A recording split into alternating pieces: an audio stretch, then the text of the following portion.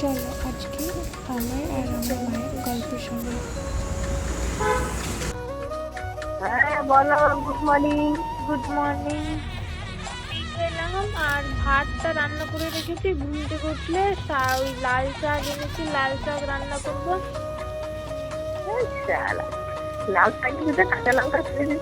আমি বলছি রসুন আছে, রসুন। হ্যাঁ আমি বলছি শাকটাকে কুচি কুচি করে কেটে নিবি, জানিস তো। একটু দিলে লঙ্কা কাটা দিয়ে সিদ্ধ করে নিয়ে নামিয়ে নিবি, দিয়ে একটু তেল, কালো জিরা, লঙ্কা ফোড়ন। যদি কালো জিরা থাকে কালো জিরা, আর যদি না হয় ফোড়ন দিলে ফোড়ন দিলে ফোড়নের মধ্যে দুটা চিনি পোড়া খালি রসুন কুচি কুচি করে ফেলে দিবি। দিয়ে শাকটাকে, তেলটা যেরকম আসে তুই তো জানিস, একটু নাড়চাড় করলি মনে হলো এবার শাকটা হয়ে এসছে, মানে জলসা জলসা নিয়ে করে সাবধানে ঘুমাও। আজকে মায়ের সঙ্গে গল্পটা এইটুকু, বাকি নেক্সট ভিডিওতে।